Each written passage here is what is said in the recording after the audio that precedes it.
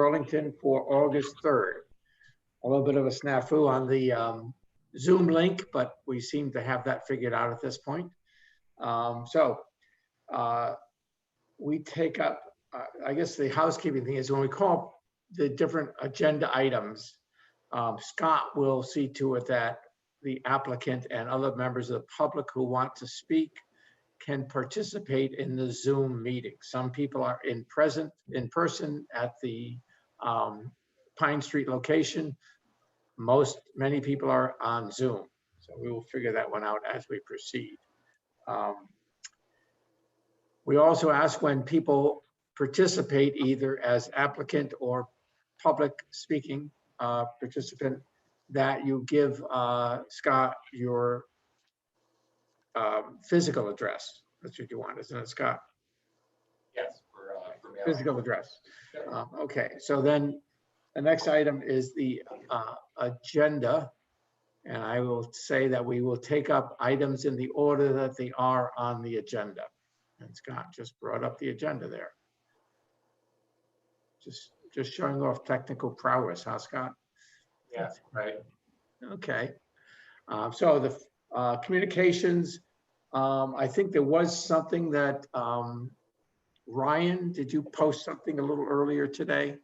Yeah, earlier this afternoon I did just some correspondence from the applicant for 81 Dunder. Okay. Okay. Kind of last minute stuff, but I just threw it up there so it'd be easier to see. Okay. Minutes, I think there were no minutes attached to this agenda. So we'll try to catch up on other ones. We're on to the public hearing. The first item is 37 Hungerford Terrace. Kenneth Baldwin is the applicant, and it's appeal of a zoning violation for an unpermitted short-term rental. Is the applicant here? Yep, I see Ken Baldwin in the attendees list. Okay. I also have Ted Miles here from the city's code enforcement office. Okay. So Ted and Ken, is there anybody else who's going to speak on this application? Besides your hand, please. Besides Ken and Ted? No, nobody else? Looks like it. Okay, so I will ask Ken Baldwin and Ted to raise your right hand and swear to tell the truth and whole truth under pain and penalty of perjury. I do. Okay, so I think, am I correct, Scott, that the city goes first in this kind of situation to present what the violation is? Yeah, that's correct. Okay, so Ted? That's going to appear in Ryan's window. Okay, I'll be a Ryan temporarily. okay, hi Ted. Hi, thank you all for this evening. My name is Ted Miles. I am the compliance officer, City of Burlington. Property in question here is 37 Hungerford. The violation is operating a short-term rental without having a zoning permit. Warning letters were sent out to the owner of record, that being an address of Francisco Street in Los Angeles, California, on January 20th, 2001. A warning letter noting about the short-term rental without a permit. Those warning letters were not returned to us. The notice of violation was created and sent on March 15th, 2021 this year to Mr. Baldwin and Mr. King. Again, at that address of Francisco Street in Los Angeles, California. The certified letters were returned as undeliverable. The first class letters were not returned. Correct.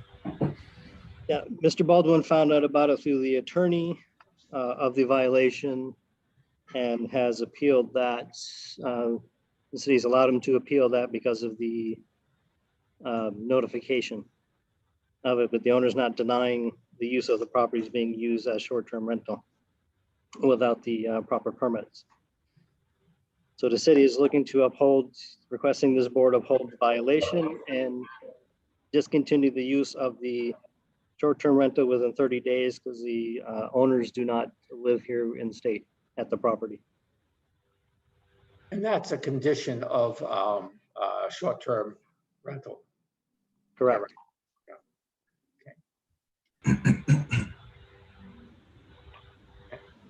Anything you want to add, Ted? Nope, that's it. Okay. Right to the point.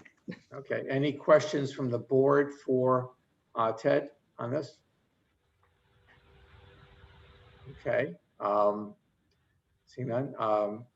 Ken, would you like to present your Yeah, response? Yeah, yeah. So just to go back to what he said, we weren't living at that address when they had sent it out. So, I mean, I reached out to the zoning board as soon as I found out because that was an old address that they had on file and it bounced back.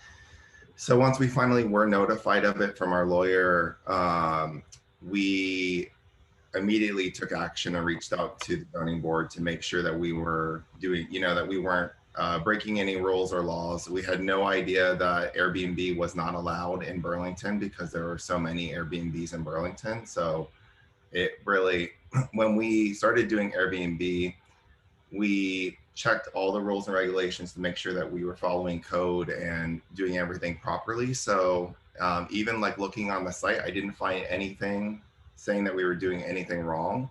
And we have been following all of the short-term rental proposal meetings that the planning department's been doing for the city. We've attended all like 5 of them. And since nothing had been passed, we didn't think that anything was wrong or there was regulation around it. So the thing that I'm proposing is because I had put this in my document that I provided to you guys, is because something has not passed with the city yet. I'm asking for conditional approval to keep the Airbnb. And because what they had proposed from the planning department would actually allow us to continue to use our home as like a vacation property.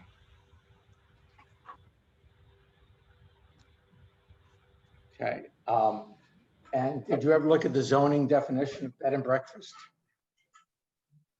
Can you explain it to me? The zoning criteria is what we're dealing with here, zoning permits. And under definitions in the zoning ordinance, there's something called bed and breakfast. I just asked if you ever looked at that. Yeah, I looked at it and, we're not living on the property. It's a single family house.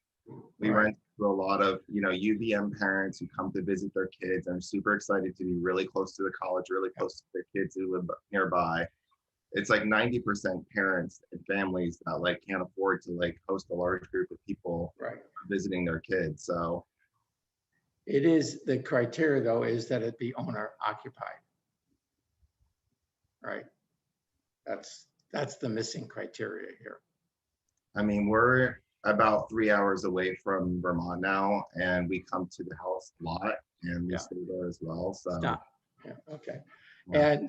And I guess, you're asking that you be granted use pending, you hope that that what you're doing becomes approved as a zoning, a conditional use for zoning or something like that. Yeah, it's just been such a gray area with the city for so long, like because they've been trying to pass this for so long. So I don't think it's been gray here. yeah, Yeah. I mean, there's other multiple single family homes that are being rented out with owners not living on the premises in the neighborhood. So that's why I don't understand why we're being targeted. Well, people don't find out about these. That's what happens. Well, you can just go on Airbnb. There's tons of them. So that's why I don't understand. Yeah. So Okay. Does the board have any questions for the applicant here?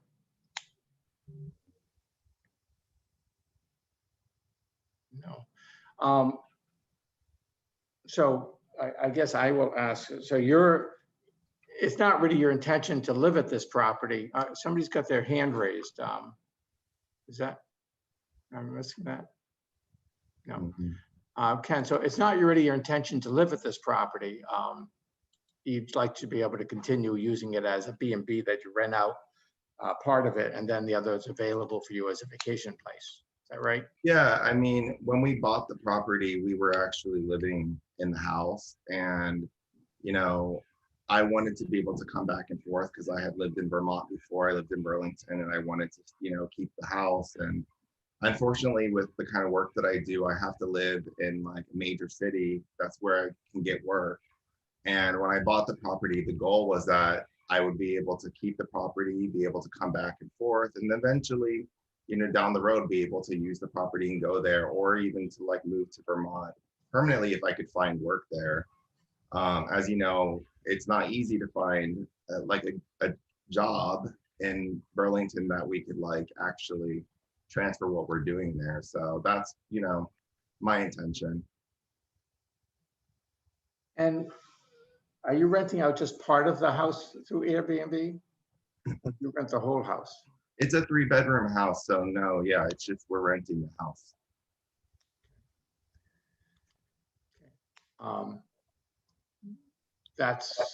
I don't know where the city's going to go in terms of what's before the planning commission or the city council, but being owner occupied has been sort of a cornerstone of some of these short-term rentals.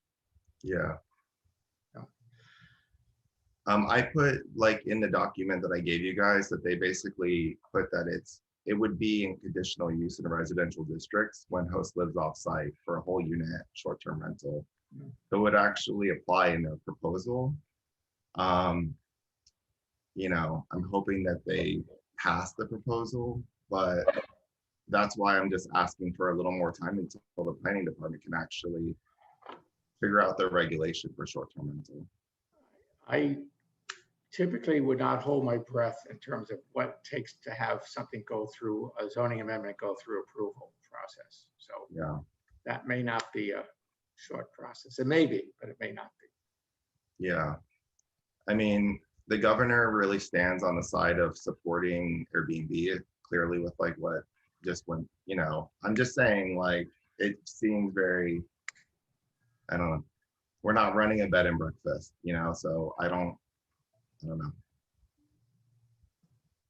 So that's all I have to say. Okay. Have you considered long-term rentals To college students, or anyone, young professionals, families, anyone else? yeah, we've considered that as well. I mean, the place is furnished right now, and we would have to kind of figure out how to navigate that. But yeah, I mean, it doesn't work for us to be able to use the property to come up half the year and enjoy being able to own the house. So if we get someone in there, then it's, obviously they'd be taking over the place permanently. And, the surrounding area, there's like college students next door, across the street, like, it's,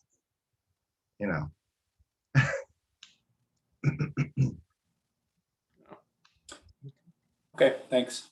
Okay. Well, we will probably deliberate at the end of the meeting tonight. That's typically what we do, and you can listen in on that if you so choose. But we'll close the public hearing at this point. Okay.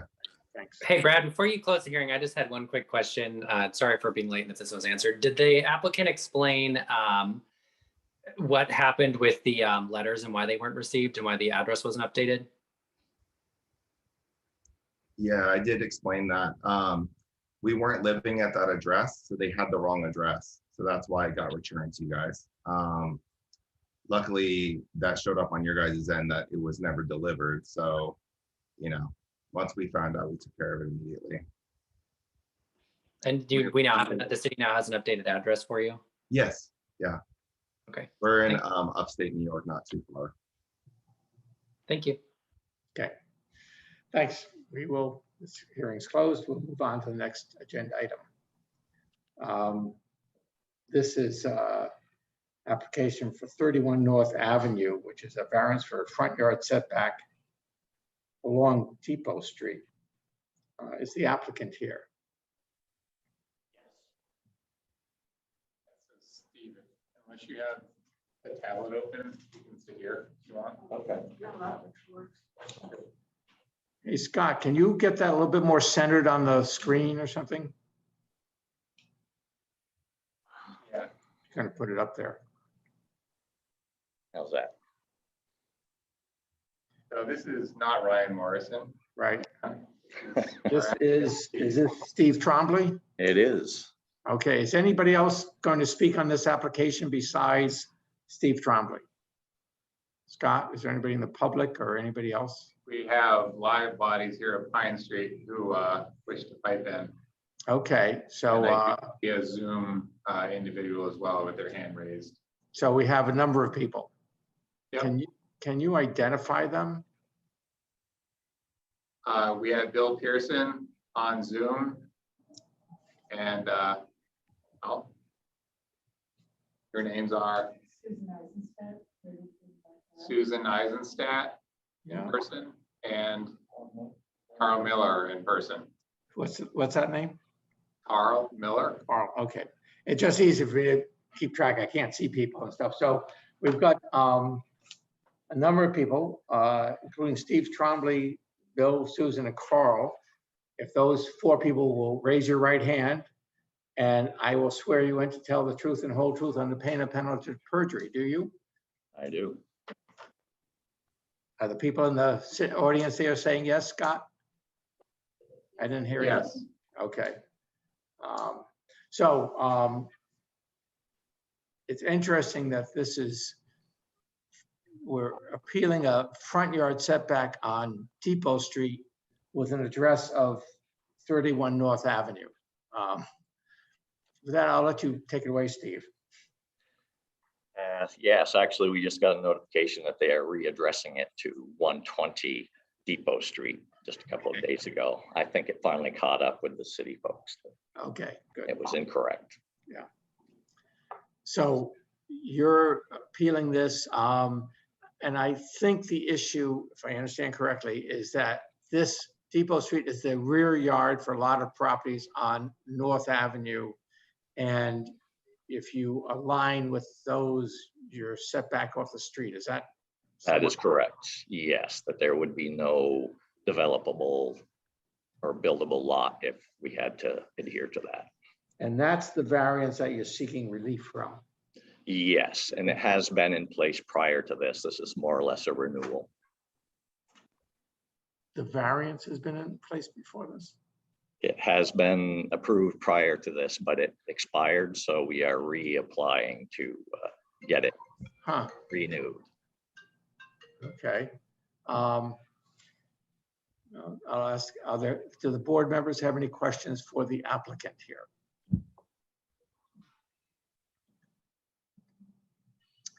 Well,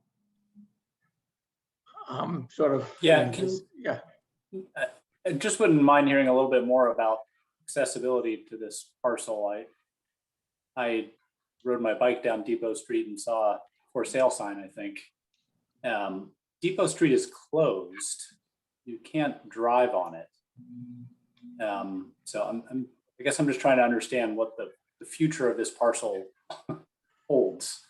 The way I understand it is that this having only that access on Depot Street, there would be an exception made to allow for access to this lot, since it's the only access to the lot. And there's no way to access it from North Ave at all? No. Or is it just challenging to do that? No, there's no access unless, of course, someone was willing to provide an easement, and I think that's probably unlikely. does your property not go to North Avenue? No, it does not.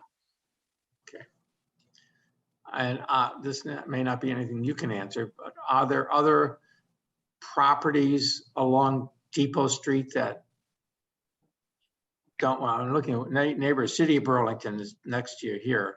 And the other side is the condominiums that just got recently built. Is that right? That is correct. So there's not a lot of other land around here besides this parcel. No.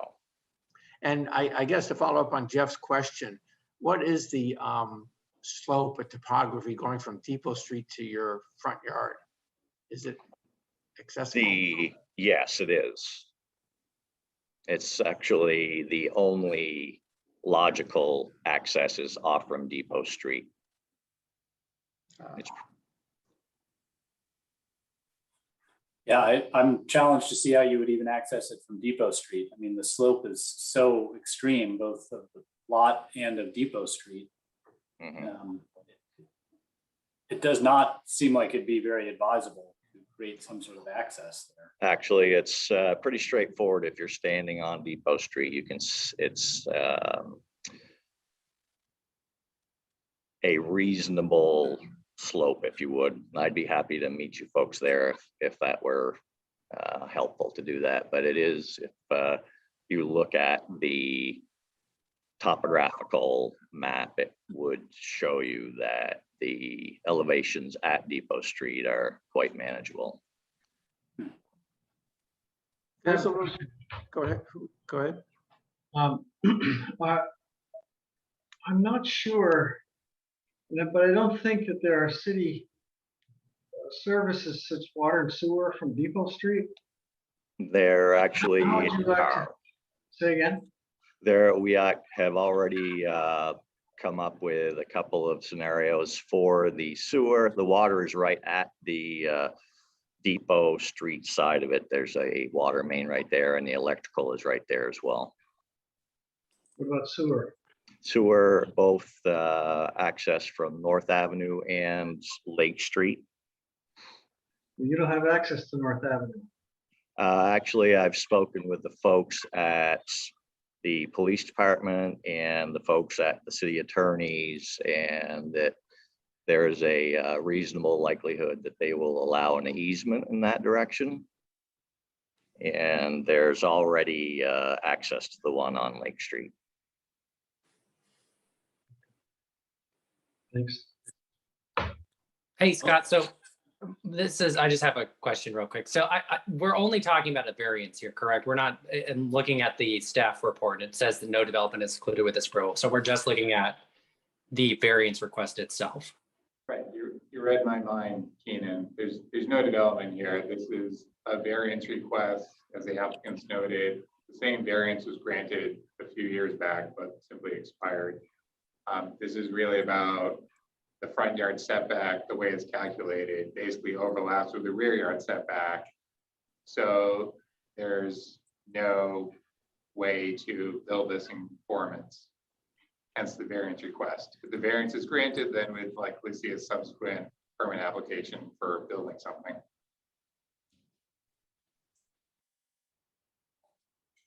Well, I am curious to hear these. We've got 3 people. Scott, 2 of them are present in the room there. Correct. Can I have one of them speak and tell us what they have to say here? Okay. Oh.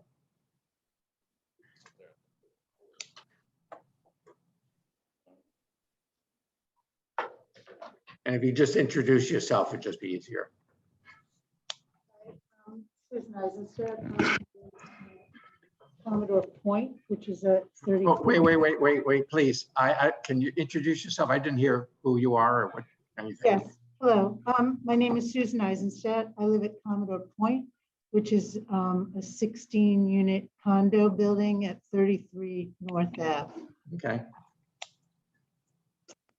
Go ahead. And yes, so in relation to the variance, I was at a meeting a few years back when the previous buyer had asked for a variance, and it was the second. I believe that there were 2 variances given to that previous buyer that didn't go through. We were told at that time, which I believe was 3 years ago, that there would be no further variances. So that was one of the questions that I had when it was very clear at that time. And I'm assuming that that was documented somewhere, that there were not going to be any further variances. We are concerned about, and maybe this isn't the correct time because this is just on the variance, but we're avid bike riders and we go down Depot Street almost daily. And Depot Street, as you know, is filled with pedestrians, cyclists, dogs, children. And we believe this would impact the safety of those people on bikes and walking, including very young children. There are people with strollers, bikes. I mean, it is a constant flow of traffic up and down that street, all hours of the day and evening. And then the other thing that we're concerned about is erosion. Some of you may know that we had a disaster on our property, Halloween night 2019, where our bank on the other side of our property was completely eroded down to Depot Street from our driveway, from North Ave through our driveway, over the curb, down the bank. And we are very concerned about what the construction on 120 Depot Street, how that would impact our adjacent property and bank. Yeah, probably a legitimate concern. That would be something that get addressed if any development occurs, but understandable. Any questions for the neighbor here from the board? There's a stone wall on the plans that says it's to be relocated. Looks like part of that stone wall is on the property you're referring to. Is that related to any retention or retaining for your property? I really don't know the answer to that. Okay. Okay. If you've got anything else, I would move on to, I guess, two other people that want to make comments, but thank you. And who's the other person there, Scott? We're together. Oh, okay. No, Yes, that was it for in-person, Brad. okay, and there's one person on the phone, is that right? So Bill Pearson, you can speak now. So my name is Bill Pearson. I live at 33 North Ave in the same building as Okay. Ms. Eisenstadt. Yeah. I had sent a description of my concern to Mr. Gustin, and the board may have seen it. I would like to ask a question before I launch into that. My question is the front yard setback from the edge of the property, from the edge of the lot, or is it from the asphalt on Depot Street? It appears to be from the edge of the lot. That's typically where. Thank you. Okay, so I made a mistake then when I sent in my concern. I was thinking, when I wrote about stormwater, I was thinking that the building could conceivably be 10 feet from the asphalt. But if the building will be 10 feet back from the edge of the lot, then my concern is moot. I've been worried about stormwater, but given your answer to the question, I don't have a concern now. Okay. Thank you. Any questions from the board for Mr. Pearson? No, okay. Yeah, Person on Zoom who's looking to speak. And Sally who's that? Edith. who is that? Sally Edith. So I'll let her speak in a moment. So Bill, we need your mailing address, please, for follow-up. Thank you. My mailing address is 33 North Avenue, Unit great. 1. Unit 1. Thank you. And who is speaking now, Scott?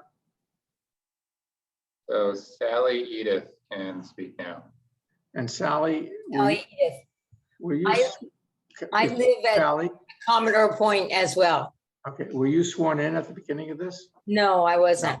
Okay, would you swear to tell the truth and whole Yes, truth I under will. pain of penalty of perjury? Okay. Yeah, thank you. So, I go was ahead. concerned about the stormwater as well. I live at Commodore Point. I know about how our driveway washed out, but I no longer have that concern either. I just want it to be registered that I was here. Okay, I do care about how the property proceeds. okay. Thank you. I have a question for Scott. Is this your project, Scott? Yeah. Yeah, okay. And this is sort of curiosity and is not necessarily relevant at this moment in time. But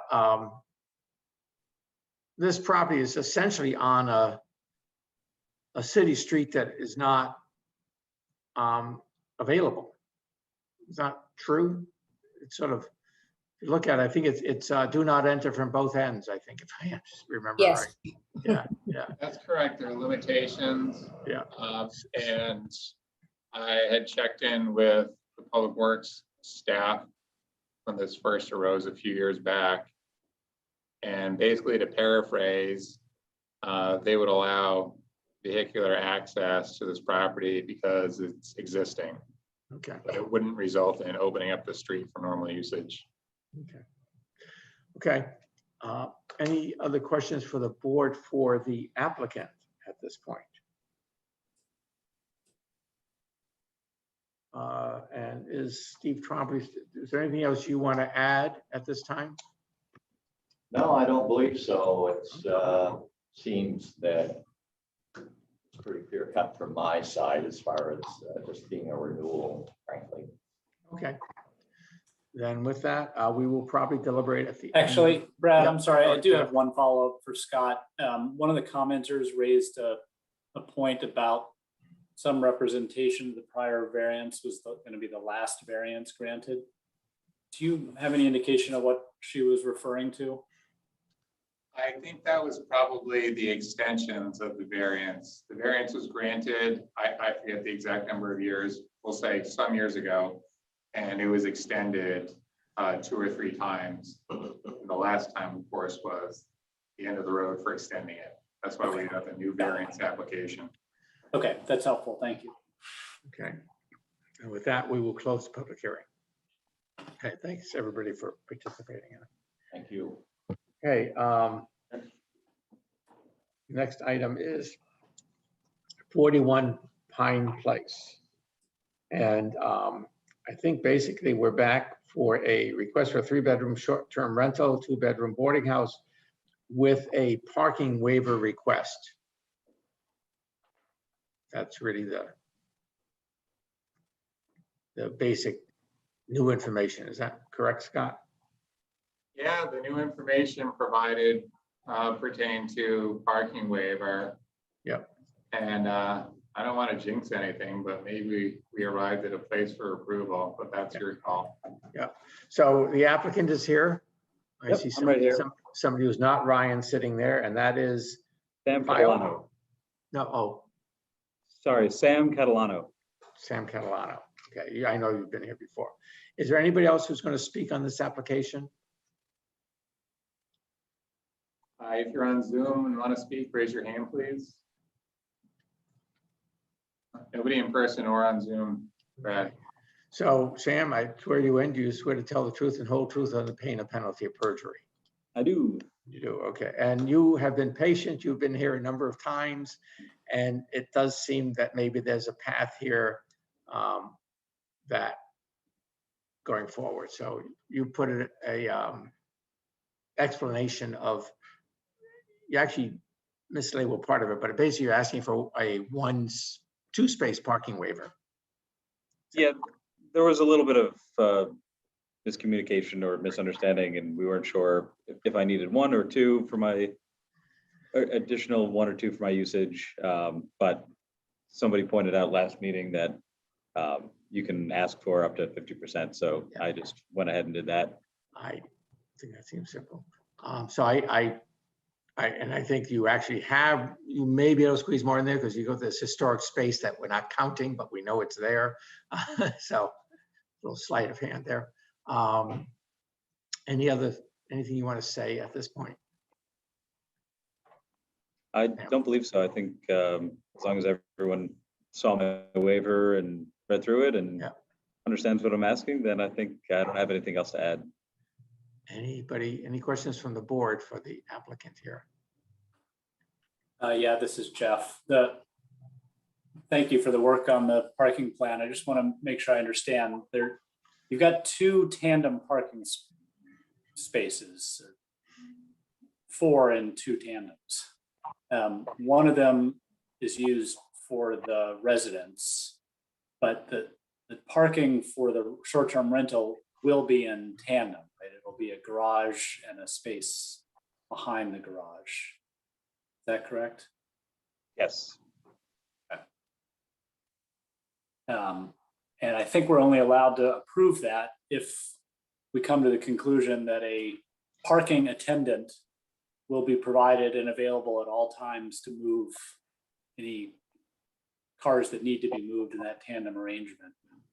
I will just add real quick that the way that the house is split, it's a vertically split duplex. So it's just half and half. And the house is sort of like a U shape, and the two legs of the U are each garage. So the side that'll be short-term rental, they have full access to the garage and the parking spot in front of the garage in tandem. So it's almost as if they're two separate entities. So I control the parking on my side, and the short-term renters will have access to either move their car or leave it or open the garage at their will. And you have noted that you rent it out to one group, right? You're not renting out, Absolutely correct. Yeah, typically it's a family or small group, and they cram in a car and come up here and park the car and rent bikes and walk around and do what tourists and visitors typically do. Okay. Jeff, anything else you wanted to ask? No. No. Okay. I think we'll close the public hearing, and sadly, we probably won't see you again, Sam. I don't know. I'll come in for coffee one day. Okay. Okay, we'll close the public hearing here. Thank you. Okay. Next item is 141 Star Farm Road. And is the applicant here for that?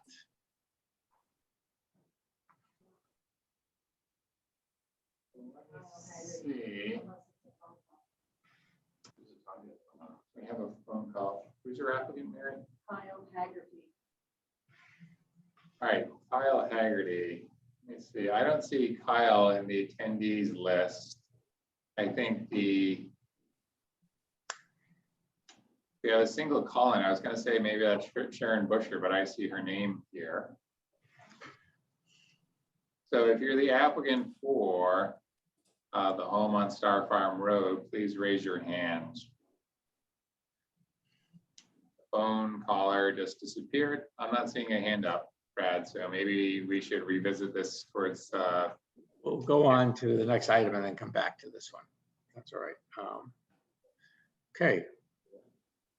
We'll pause on 141 Star Farm Road. The next item is 237, 241 Riverside Avenue. The applicant is Stephen Kredel. I pronounce that right. And it's a multi-family apartment building, which doesn't begin to say what it really is. So is the applicant here? Yep, we have Steve Kredel. Okay, and is there anybody else who, well, we don't swear people in on a sketch plan, so we can just get right into this. So it looks like an interesting project. You want to run us through it, Steve? Sure. I will just note that what we try to do here is, ask questions that might need to be answered or give you some feedback so that as you develop the plans, we've made some progress in terms of the review later on. So take it Great. away. Thanks a lot, Brad. So Steve, do you want to share your screen, or do you want me to show what I've got online? That'd be great if I could share the screen. Then as soon as I'm done, I'll turn it off. All right, just give me a second. Okay.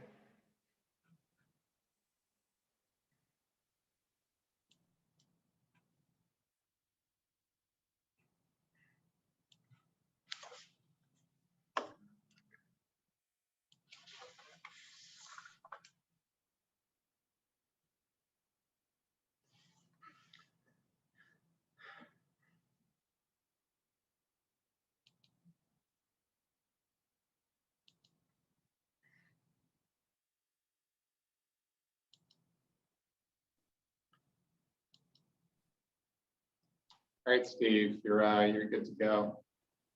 Can you hear me all right? Yes. Okay, great. So I'll go through this pretty quickly. So this is the multifamily building that we're considering over on Riverside. This is between the car wash and the water treatment plant. And so I thought it'd be good to touch on some quick goals that I didn't include in what I submitted with to Scott. And just the overview is we're looking at some new modern, environmentally conscious workforce housing in Burlington. So there's 65 total units that we're considering. And we're looking at making these, really trying to approach net zero, and we're getting really close. We're gonna go carbon free, and we're gonna, any energy use, we're trying to offset by solar. So all the electric, or all the power we're gonna use here is gonna be electric. And part of the premise here is that we don't think people should spend 30% of their rent, 30% of their income on rent. So we are looking, you can see the breakdown here, 24 of the units would be offered at below 65% AMI, 40%, 24 and another 40% at less than 80% AMI, and then 17% offered at market rate. And then also we think the site and the location between the Old North End and Winooski is really advantageous. So we're right along the bike path. We have a bus stop right there. We are looking at having dedicated bike storage and maintenance, EV charging stations, car share, and transportation communication on the premises. And then lastly, this site is somewhat of a marginal site, being right next to the water treatment plant. So we're trying to make a purposeful use of this marginal site. So a big thing with the energy efficiency, we're seeing just from the data we've collected that we're going to use much less energy than a conventional building would use. And so I can go through all this, but I mean, the big thing here is with 65 rental units, if we're saving on 400 CCF per rental, we're looking at a savings of around 26,000 CCF of natural gas. And for scale, that's really, we're looking at, that's approximately equal to 341,000 passenger miles per year, 16,000 gallons of gas, or 135 acres of trees grown for 1 year. So there's some pretty lofty goals for this project. Really the only thing we don't think we can control here in terms of energy is the plug loads that the tenants are going to use.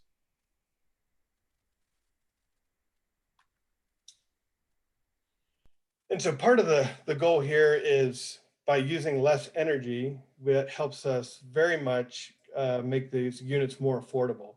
And so this is, I think, a great graphic of showing a gas baseline, just the amount of energy that's used for the hot water versus gas versus electric versus what we're proposing to use. So the basic point here is we're going to lose a lot less energy, and that's going to be better for our environment. It's better for the users, and it's better for Burlington. I think it really meets some of the city's lofty goals. So this is the site that I mentioned, right along Riverside, and in this, you may have seen it. We're right along the bike path, and we have a bus station. The site isn't as steep. It's steep right up at the bike path, but then it really starts to even out towards the back. And as you can see, it's the car wash to the right, and then the sewage treatment plant to the left. And there's two different zoning districts here. There's an RCO zone in the back, and then the NAC Riverside zone in the front, which is demarcated by this orange area.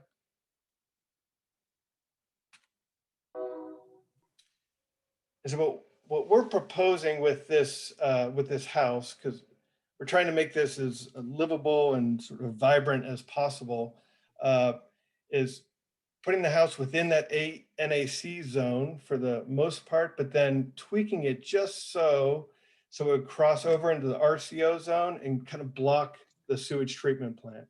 Otherwise, people in their units would be looking directly at the sewage treatment plant. So this instead would make it so that people are looking out towards the south and back towards Winooski beyond. And so this sort of illustrates that red line marks where the NAC zone stops, and this back here is the RCO zoning district.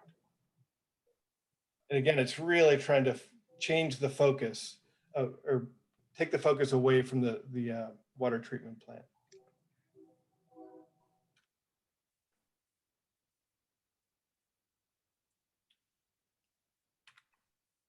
So this is just to look at, we have parking on site. There's about 48 parking spots here. There's going to be a number of compact spaces and then some full-size spaces, but we are not going to be one-to-one for parking spots. And that's partly to encourage less vehicular use here. We will have bike storage and bike maintenance, like I had mentioned. And then each of these units are going to be pretty small. And so we're going to have 24 units on each level, and they're about 350 square feet or so. And each has their own kitchen, bath, and then there's also there's shared laundry and a shared communal kitchen, just for when you have gatherings larger than where you have guests. And so then a fitness area, so a bunch of different amenities throughout the project. So these are the upper levels. And partly what I'm calling these canyons in between these 3 volumes, that's really there to try to break down the volume of the building and break down the scale of it. So the lounge is up higher. Then on the upper level, these would be loft units and a couple courtesy units here. So when you have guests, they'd have a place to stay. So that's the upper loft unit.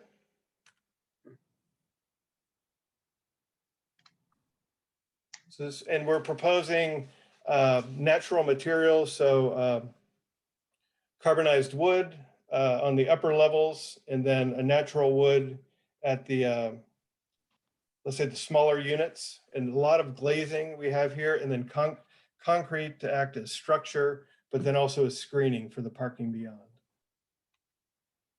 So this is looking the other way. We really see this as contributing to the street activity here. So people outside looking out along the street with some planter boxes and places to sit and pull in your bike, and really to be a contributor along the bike path in this heavily traveled corridor. So that's the big overview of it. So I'd love to hear your comments. Yeah. Can you talk a little bit about the unit sizes? I mean, it's a fascinating concept. I'm just curious about it, 350. Yes. So the unit sizes for those, let's say the level 1 and 2 for living, they're about 365 square feet each. And so they're essentially loft units. And then those upper units are between 500 and 600 square feet. And they would have living on the, let's say its lower floor, and then sleeping on the upper floors. So when you say a loft unit, you mean like an efficiency? Yeah, exactly. Yeah. And I'm just curious about it. I think it's an interesting looking building. It's a fascinating concept.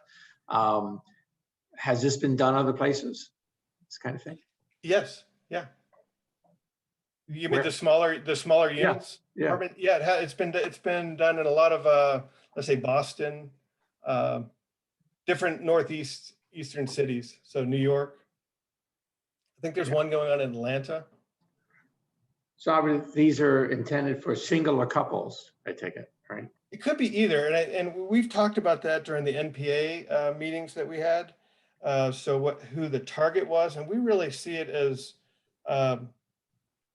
people who are trying to downsize, but then also people are trying to get into Burlington and trying to get a foothold and don't want to and would like to live on their own.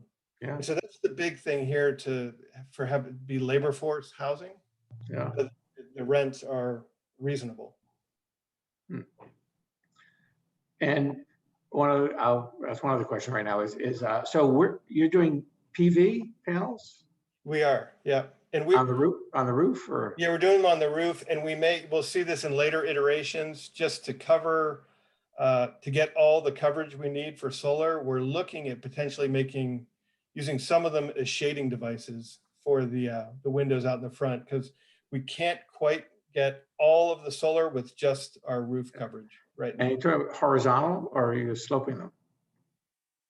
Well, we're dealing with Sun Common right now. We Yeah, keep going through different iterations about Yeah. what's going to be the best. Okay. And we're talking with the fire marshal too about just access and how much coverage we can get. They have a restriction on access around the panels, don't they? Right. Yeah. Other questions from the board for the applicant? Hey, yeah, I have just a quick question. This is a pretty exciting project. One of the perennial issues with Riverside is slope stability and erosion. And I'm just wondering what kind of work has been done or what work is planned to be done to ensure that there's a stable slope to support this building. Yeah, so we've had geotechnical tests done initially, and we're going to go through a second round of those too. And we're going to take, we're going to start doing soil borings at key locations where our structure is. But this slope it's not the same as, it's steep right at the bike path, but then it really does start to level out where the existing house stops. And then it sort of rolls gently back towards the river. But so far with all of our studies, we don't have any concerns. And you do lose 15 to 20 feet in that NAC zone of height. When you say it's, may flatten out beyond there, but you're going 15 to 20 feet of change of elevation within the footprint of this building. Yeah, and we did look at putting the parking down lower, like when you come in, and then it just started to get just cost too prohibitive in terms of the amount of work we'd have to do. So right now we're looking at piles here and pile caps, but so far everything's doable. Well, that's just following up what Kean said. That's just one area that there will be a lot of questions about, and we'd want to see a lot of information on. Okay, and so okay. And we have the initial test, and we're going to keep developing that. Okay. This is Jeff, just to put a fine point on that. We did require a recent developer to do the full geotechnical analysis and provide us an engineering study, providing an engineer opinion that it was safe to do. So I expect we would require something similar to that for this complete application. Okay. We're prepared to do that, Jeff. Thanks. This is Sean. Also, I noticed further on in the notes that if there are any retaining walls, that those would have the same intensive scrutiny, given the history especially on that side of the road. So we'll be looking with a lot of curiosity in that. All right. The rest of your project, there's quite a few things I really like about it. Oh, thanks. I guess this is question. I forget whose project this was. What are there side yard, front yard setbacks on this project? There aren't. It's a zero. Setback from the curb, Brad. Say that again, Scott. There's only a setback from the curb. So no side yard setbacks? Correct. Because it's in the NA neighborhood activity center zone. Right. Okay. It seemed like they went up to them anyways. And a setback from the curb, is that the typical 12-foot? Yes. Yeah. Okay.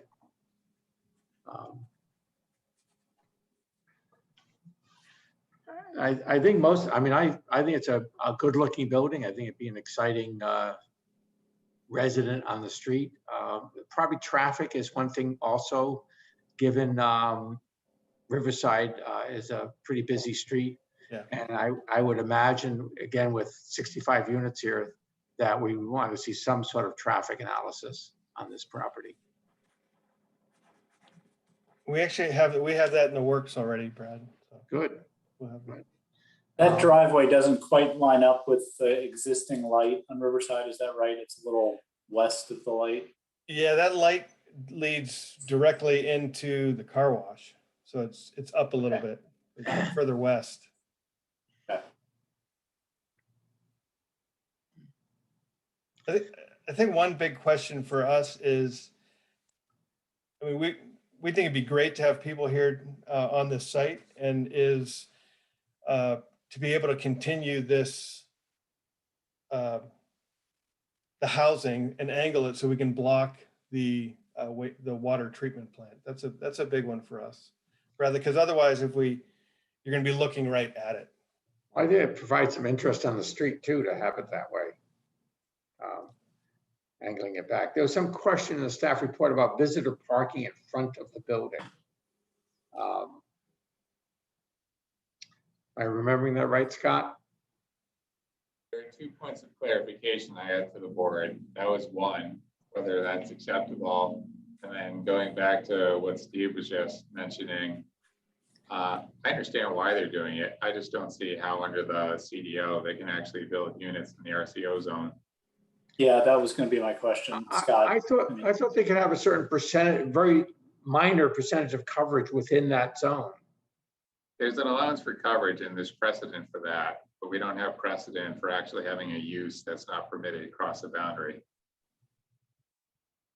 Across the boundary or within the zone itself? Was that Across the boundary, right? The precedent we have is basically swapping coverage for hardscaping, like walkways for Champlain College's Perry Hall. We don't have precedent that shows an unpermitted use crossing the boundary into a zone that doesn't allow it.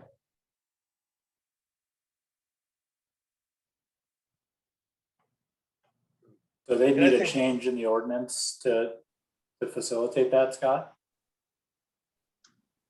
Is there one or should there be one? Well, that's what I mean. I mean, does it need, yeah. Do they need one, a change in the ordinance to allow that? Yes, is the short answer, I think. You know, I looked at the 94 zoning code and it actually articulated in some detail what to do in these situations, but the CDO is largely silent. And I was just trying to find what are the permitted uses in the RCO? Not much. How do they have lot? Family housing isn't. How do they have lot coverage possibilities then? Well, I mean, if they had a walkway out the back end, that's conceivably something that could be allowed.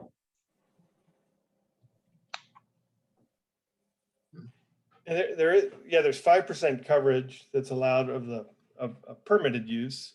And so we were hoping, just because it's exceptional that we're next to a wastewater treatment plant, so that in really in keeping with the spirit of the neighborhood activity center, we think it actually makes it more usable if we can do this, because it's just going to make it that much better of a place to live, rather than if you were angled and looking at the wastewater treatment plant. I think your rationale is a good one, and I suspect there'd be support for it, but I sort of agree with Scott on quick blush. I mean, it does seem like you probably need an amendment to the zoning district boundaries, which has been done in some instances, but I encourage you to consider that. I think what Jeff is saying basically is that we have to have something to hang our hat on. Yeah.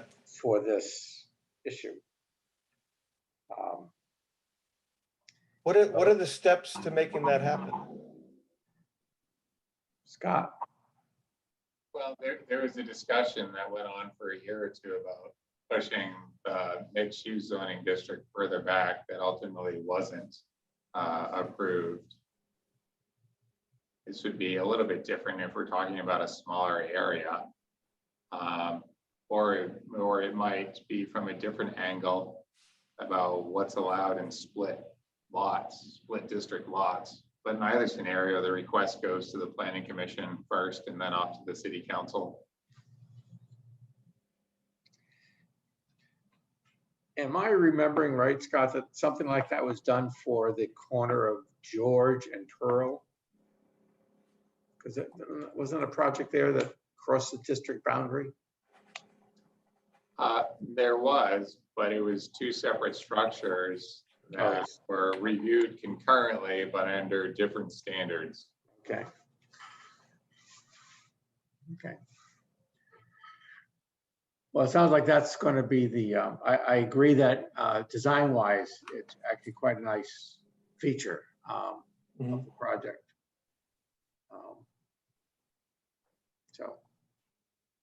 So Brad, we have a hand raised from a caller Okay, tonight. So I'll allow that person to talk. yeah. They can introduce themselves and give you an address. Hey, phone caller, you're unmuted. You can speak. Yeah, this is Sharon Busher. Oh. Sharon, are you getting feedback on Zoom here? I won't anymore because I was looking at the agenda on Zoom. So I apologize. That was pretty awful. I apologize to all your eardrums. So I'm calling in because I have some real concerns about RCO. I feel pretty strongly about protecting that as a zoning area. UVM tried to put in their emergency response at the end of East Avenue and go into the RCO just a little bit, and that was denied, and rightly so. I think we have to be really guarded about what we allow in RCO. I think that if you go to rezone that area, you run the risk of having that called spot zoning, as you all recall. So I am concerned about that. Also, I understand the desire and how first of all, the project looks great. I love the micro units. Eric Farrell has some small units in his complex on North Avenue. So I've seen a 300, a 350, and a 400, and it's workable, it's doable, it's livable. So I think this is the right approach for our city, but I'm concerned about the site. I'm also concerned, I'm glad they've already had some analysis on that site, but just beyond the sewage treatment plant was the old tortilla flats and the kitchen going into the river. And I know that it's not the same along that entire corridor, but I am concerned about it. I'm also concerned about this size development, the weight of this on that property. This is a big development, and I am concerned about the weight and the stability of that land. I don't know what's in that land. I know across the street, we know there's a lot of it was old dumps, and so it's not as solid as one would like to think it is. So I am concerned about that. And as I said, the impact on the river. This is a protected area, it's Salmon Hole Park, and there's a walkway that's accessible, handicapped accessible, which we worked on, and the bike path is there to have people enjoy that corridor, but also, and there's a natural path along the river's edge too. So I feel like, there was a lot of work and thought put into preserving but allowing development. And so I don't know whether the applicant can not have that interesting angle. I don't know whether that's going to get into the right of way because there's a curve in the road, and whether he can actually have all of the units straight and not go into the RCO, step one. And if the bank and the road and the land is firm, then I'm all for this. With one issue that I feel really needs to be at least verbalized, there is a terrible odor there. And I feel badly for the people that would live there all the time. And I don't know how that can be addressed, but to not acknowledge the odor next to a sewage treatment plant is really kind of looking the other way. And I think we just need to address that and say, what can be done to make that more livable? I am concerned about that. So that's it. Thank you very much for taking my feedback. Thanks, Sharon. Well, that was interesting about the treatment plant. I don't know if it's the same as the one downtown, because I biked by the one downtown. And I would say a third of the time there's an odor and 2/3 of the time there isn't. So I don't know how this one works. And we've talked to DPW at length about that. And yeah, there definitely is an odor at times. I think DPW called it a peaty smell. So, but I mean, that's partly why we want to angle the building too. And like if it's, and I definitely understand about not wanting to reach into the RCO zone, but the same reason, this is kind of an exceptional site because of where it's located. And we've talked to some of the people that are in charge of maintaining the trails along the Winooski River, and we've talked about providing access from this site down to that natural trail and actually making it more accessible. And so that would be very much part of what's really nice about this site. So where we're building this parking area, we could see having like storage for kayaks underneath and different amenities where people can actually use the waterfront. I mean, given that the building goes basically from property to property, how would you access the RCO through your property? Well, yeah, it's had some back and forth with that, whether we'd access it through a stairwell that walks down and under, or whether we go by the side. So right now we're fine tuning where the property lines are. There's some confusion. And so that'll be figured out, Brad, and as we go forward. Well, I think that's the big nut that you're probably going to have to chew on here. And that it may be a calendar time issue to try to deal with that, or it may not be an option for you. You know, as everybody says here, it seems like we're going to need something to hang our hat on with this, and that process may take a little while too. Okay. And Scott, that can't be done through a variance, huh? Oh boy, you could seek one, you wouldn't get one though. Yeah, I mean, I would encourage you to look at it promptly, as Brad said. It takes time, but I agree with Sharon as to the importance of the RCO. I would say with this site, given you're adjacent to the sewage treatment plant, I think, you know, whether it's dealing with it through looking at parcels that overlap two different districts, so it's not spot zoning, or some other approach that's a little more citywide, there is a good reason to accommodate a change in this particular area, it seems like. So that you know, we'd like to see that parcel developed into something nice. Yeah. And you've got some adjoining landowner challenges. Yeah, agreed. I mean, yeah, and the wastewater treatment plant, unfortunately, is solidly in the RCO zone. But so. Yeah. Okay. Any other questions or any other feedback from members of the board here? No. And Scott, were there other members of the public that wanted to speak? I'm present, so no. Okay. Stop this share. Okay. Okay. Well, as everybody says, it looks like a very exciting project. Interesting criteria for it. And I have a feeling with or without that RCO encroachment, you're going to make it work. So great. Thank you.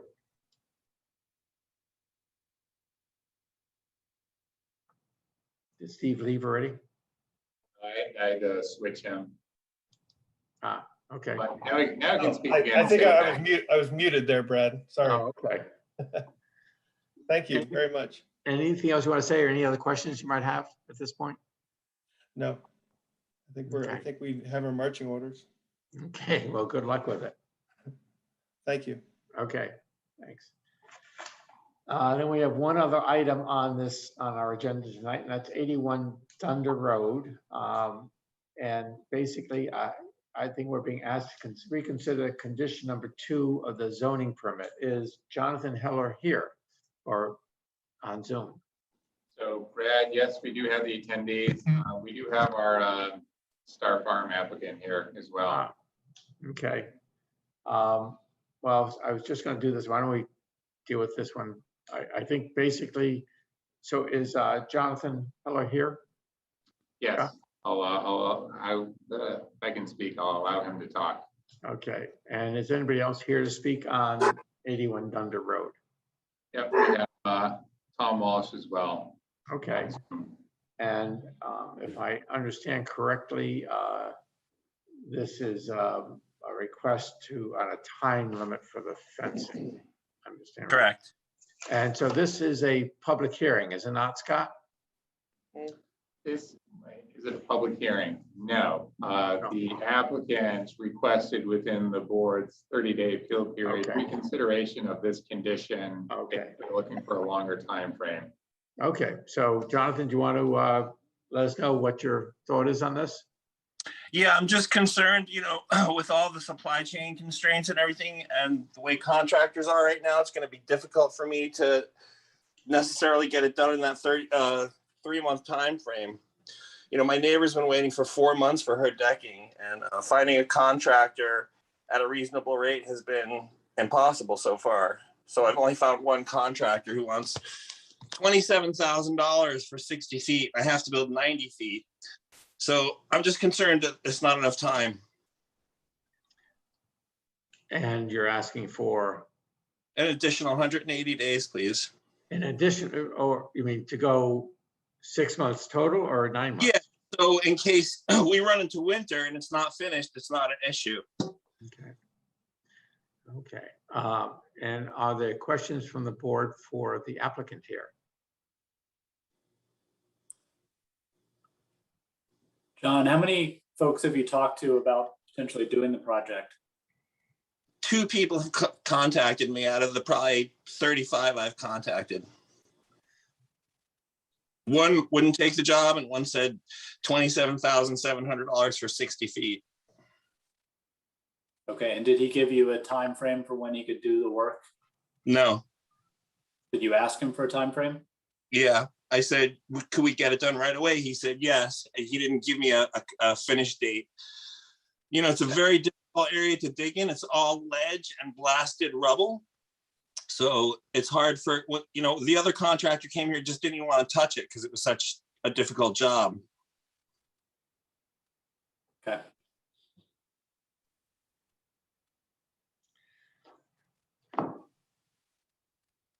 Yeah, $500 or $450 a foot for a fence is a pretty steep price. Yeah, that seems outrageous. Yeah, it does. It does. We I think, considered a different design other than what they have with fence posts trying to go down through all those roots. what does our suggest?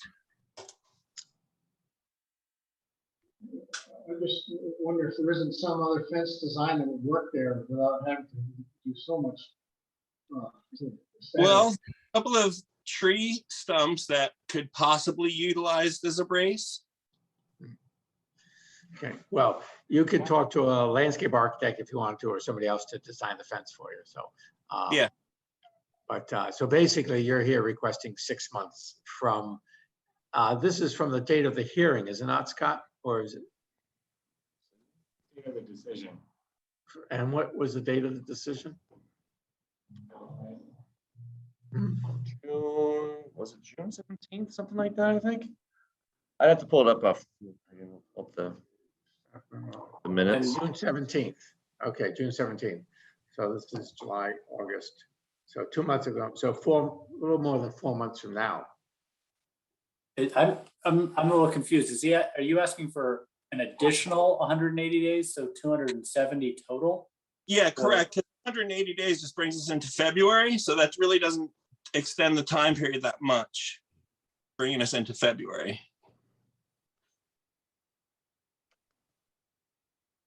So June, July, August, September, October, November, December.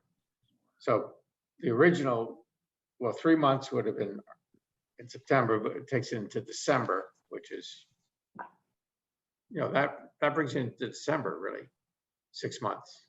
Yeah, just with, my neighbor's been waiting 4 months for her decking. There's a lot of supply chain constraints right now, especially for wood. Yeah. It's just John, not normal time. So, in normal times, 90 days would probably be fine, but it's just not. Jeff, did you have something else you wanted to add? The comment we received on it asked whether we should suspend the use of the Airbnb while you're waiting to construct the fence. John, if we were to consider that, what period of time do you think you would really need to get it done? All I can say is if I lose income, it's not going to speed the process. Well, it might speed the process if you want to get the income back. No, I'm trying to get it done as fast as possible. I want to keep Tom happy. Trust me. Okay. I'm honestly stalling it all. I'm trying to get it done. It's just not easy right now. Yeah. No, I know that's true. But also, it's been almost 2 months so far. So let me hear what, if you don't mind taking a minute here, Jonathan, to have Tom, you wanted to weigh in on this, Tom? Sure. One of the reasons why I'm a little frustrated and not having a lot of patience is the rental activity started almost 2.5 years ago. If the original application was accurate and if this rental was reviewed, the DRB would have reviewed the impacts and likely required a fence. And if the fence was required then as it is now, rental activity would not have been allowed to start until the fence was up. So I've been subject to this activity for more than 2.5 years.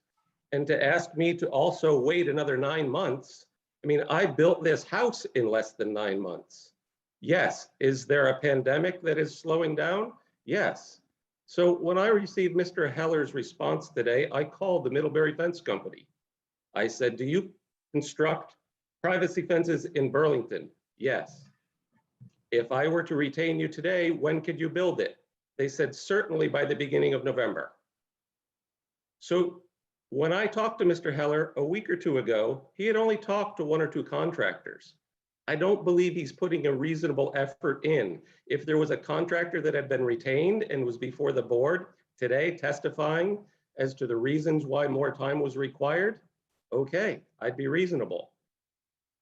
I just don't see that there's been good progress in the 6 weeks from the time that this board asked for this fence to be constructed.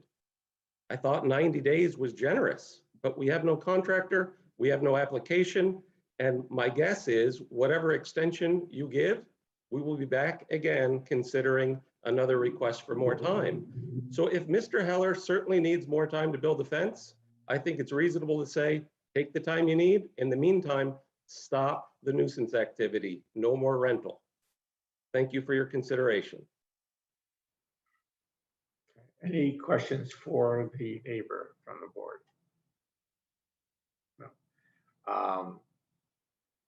Anything else? Any other questions for the applicant, for Jonathan Heller from the board?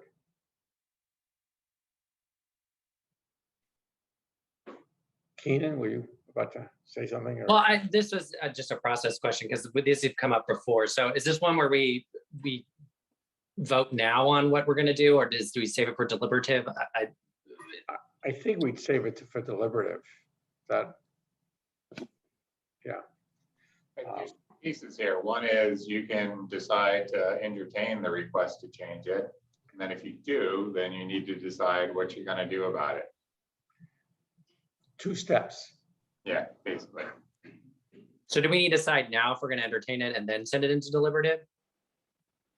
That's your call. It just seems simple to do it all at the same time. That's fine. Is that okay? I'm just thinking we did this with the big project downtown or in the south end with Burton, and we had decided it before deliberated. That's all. It's a process question. Okay. Then we will, Jonathan, we will deliberate and discuss this in our deliberative in a little bit. We have one more item to take up tonight. So, thank you. And so the applicant for 141 Star Farm Road is here. Are you speaking, Mary, or no? Connecting our applicant to the public computer. There we Okay. go. And if you can introduce yourself, is there anybody else who's going to speak tonight besides the applicant on this application? No, just me. My name's Kyle Haggerty. I'm the builder. Okay, then I will swear you in. Do swear to tell the truth and whole truth under pain and penalty of perjury. Okay. Okay, good. I think it was a pretty straightforward project. And if you want to, I'm not sure what you want to say on it, but you can make a presentation on it. Yeah, well, I was asked to do a remodel for these people on Star Farm Road, and found the foundation was crumbling, and yeah, windows were all rotten, stuff like that. So we just decided to, go ahead with this plan, demo it, and start from scratch. Yeah, and I was recommended for consent. Okay. How do you think? So there weren't really questions on it, I don't think. On this one, your landscaping plan is sort of interesting. A photograph of saying it's going to sort of be like that. We may need something a little bit more specific at some point, even though it was a nice photograph. Yeah, it would look nice like that. Yeah, well, I think we probably need a little bit more information. And the garage is a little bit vague too. You got the nice drawing for the house. I guess one would say that the garage would have the same details and materials as the house. Yes, absolutely. Accurate. Yeah. Okay. I think it seems pretty straightforward. Are there any questions from the board for the applicant here? No, I see none. Well, then I think, unless you've got anything else you want to add, it looks like you've done a good job for them at putting stuff together. Okay, yeah.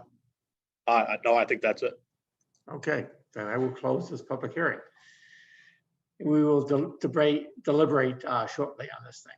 So, thank you. Thank you. And there's no other business tonight for our meeting. Is that true? Right. Okay, and we will close the public meeting, Burlington Development Review Board, and move on to deliberative. Recording stopped. It's that voice again. So we'll just go right through. Hungerford Terrace, 37 Hungerford Terrace. I have to just admit that I'm not a big fan of unlimited B&Bs. I don't see a difference between B&B and Airbnb. To me, it's the same thing. And to me, they impact the character of the neighborhood. And I think that that's one of the reasons that owner occupied is in there. And to me, it's maybe the planning commission or the city council will make this be an acceptable use in a month or 5 years. I don't know, but I'm not inclined to. This seems like an easy one. Yeah. Yeah. Want to make a motion, Brooks? Yeah. Recording in progress. I'll make a motion on ZAP 21-12, 37 Hungerford Terrace that we deny the appeal, uphold the earlier ruling. Second on this? Second. Jeff seconds it. Any discussion? All in favor? Opposed? Okay. Good. Recording stopped. Next one's sort of interesting. 31 North Avenue. Again, this is a request for a variance from the setback, front yard setback, which I'm inclined, again, we don't have a project before us and we can debate parking slope and all that other stuff, but right now it's just this aspect of the property, which is an existing lot. So I don't know if you have any other comments on this one. Everybody seems okay with it. It's a tough one.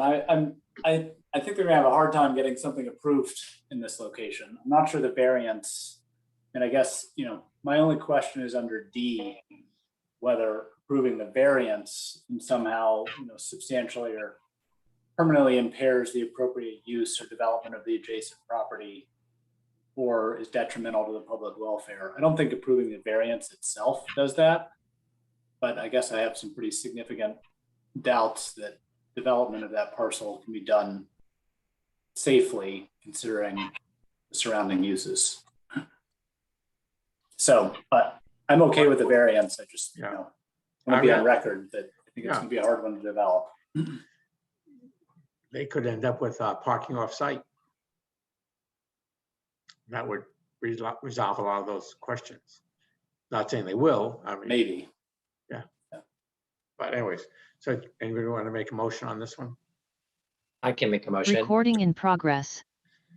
So on 31 North Avenue, ZP 21-508, I move that we adopt staff findings and conditions and approve the variance requests. Second on this? Second. Brooke, second. Any discussion? All in favor? Opposed? Okay. Recording stopped. Good.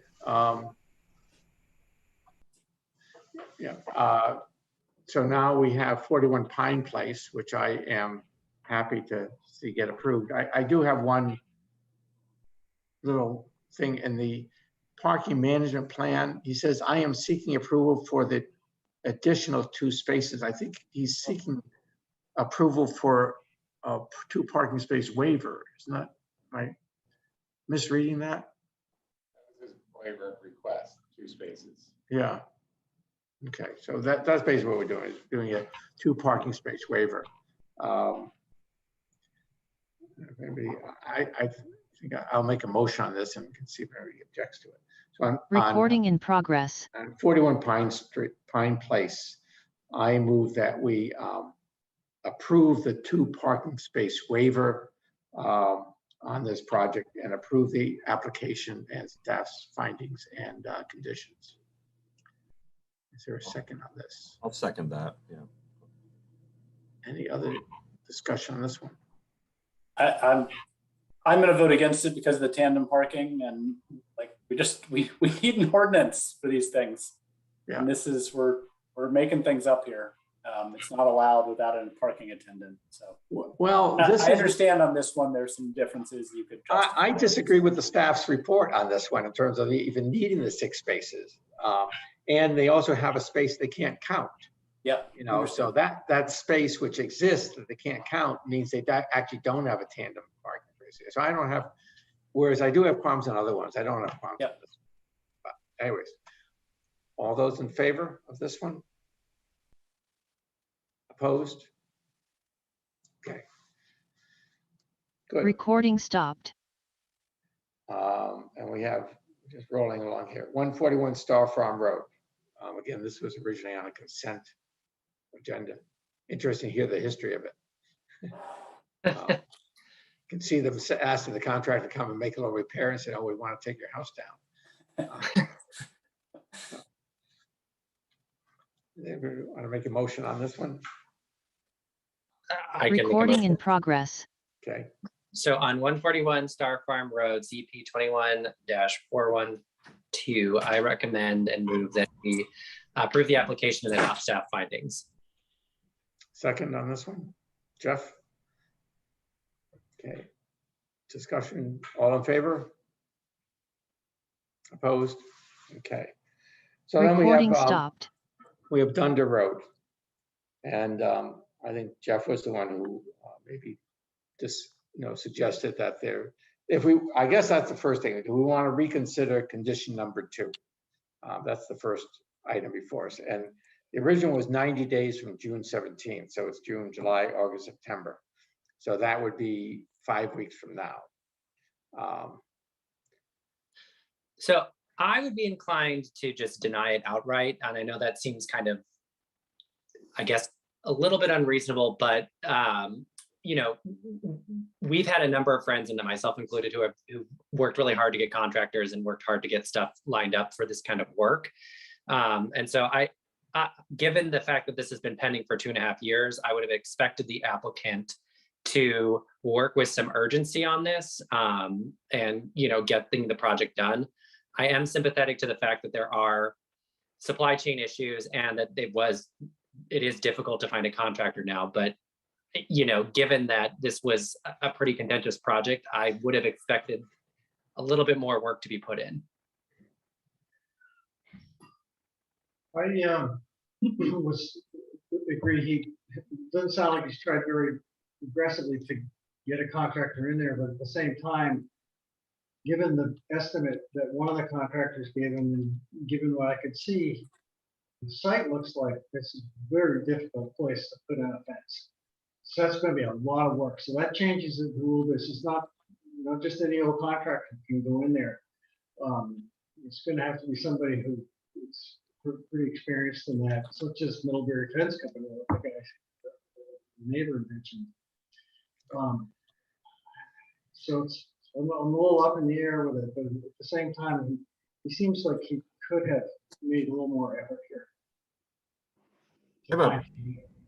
I have a question. If we reopen it, do we have, since he's asking for 90 days, do we have to vote on 90 days, or can we come up with our own timeline? We can do whatever. If we reopen, we can modify it however we want. Yeah. I think once we reopen it. Can we condition an acceptance on going under contract with a contractor for the fencing within the 90, the already approved timeframe? Yeah. Yeah, it's good. Good suggestion, Chase. So I guess that's the first question. Do we want to open this up? Yeah, I hear you, Keenan. I'm on the fence. I mean, I think they could have moved faster. On the other hand, I've filed a number of requests for my own clients asking for short extensions because it is really challenging right now. Some of it's outside of their control. So I think I'm in the spot of opening it, but doing something along the lines of what Chase recommended, maybe with a condition not to use the Airbnb until the fence is done. Not sure about that. But. So does somebody want to make a motion to reconsider condition number 2? I'll move that we reconsider. Recording in progress.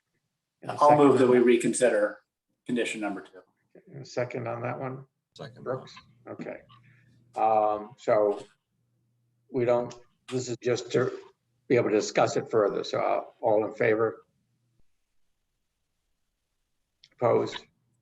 Keenan? Okay. So recording stopped.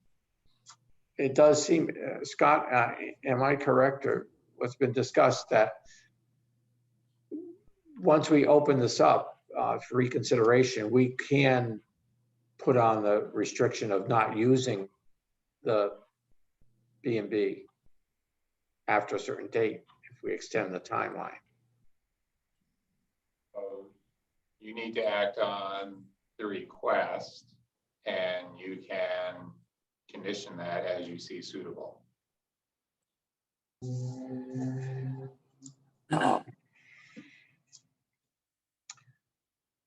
I do feel like this could drag on and on.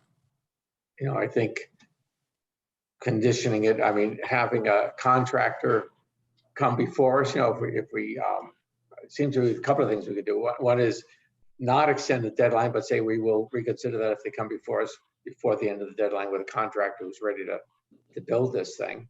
That would be one thing before, what is that, June, July, August, before September 17th. That's the original one. I like that idea. It puts the burden on them to find somebody and keep working. Well, I think I'm okay with that idea in the sense that, you know, it may be that that project isn't done within that time period, but at least we've got someone nailed down who, and a potential deadline for which we can then talk to the contractor about when is this project going to be completed. And the other thing is to, I don't know if we do it now or at that point, to discuss the idea of halting the use of the B&B past a certain point if they don't have the contractor on board by June 17th. Yeah, I think, you know, not allowing them to use it as a B&B seems a little punitive at this point. So I think we do it kind of incrementally.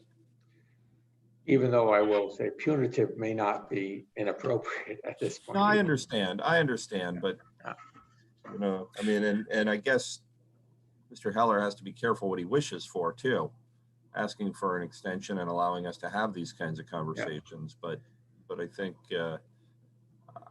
if we take it in kind of a multi-pronged approach, we can get where we want to get to. So I agree with that. There, at some point, if we leave the carrot out there, it's an incentive for him to think, well, okay, I'm not going to. Right. So right now, as it stands, by September 17th, I don't know if that's exactly 90 days, but someplace around there, he's got to, what we would say is that he has to have a signed contract with a contractor with a specific timeline to do this work. And we need him to come back before us, before that time, to show that to us. And you know, then the other question on that is, do we have a timeline on that contract? I mean, if he comes before us on September 17th and says, here's my contract, that he can do this in 2024, that's not really what we want to say. I think we want to say that it can get it done in this calendar year.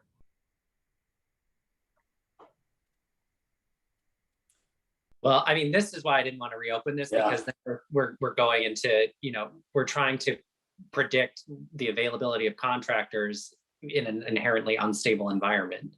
Well, if he can't do it, then he loses the use of the B&B. I mean, that's, you know, I think there's a limit to what we can. Yeah, no, that's fair. Yeah. You want to make that motion, Brad? Okay, I'll make a motion that on Recording in progress. 81 Dunder Road, that we allow the owner to come back before us by, on the meeting before September 17th, with proof that he's got a contractor signed up to build this fence, and that the fence would be completed by October, November, December, by December 17th of this year. Is there a second on that? I'll second that. Any discussion? Brad, as a point of clarification, you said before September 17th, or he needs to have it ready for that meeting? Whatever the meeting is before September 17th. Okay. So he comes before the deadline passes, he comes back before us. I mean, if he can do it in August, that's fine. I mean, you know, whenever he can, but not. Yeah, I'm supportive of that approach, Brad, with the caveat that he comes back without a contract or with a time frame that's, you know, beyond that December date. I'm very much going to be inclined to say that he needs to stop the use of the Airbnb until it's completed, so that it's clear that, you know, a number of us on the board support that as a next step. I tend to agree with you.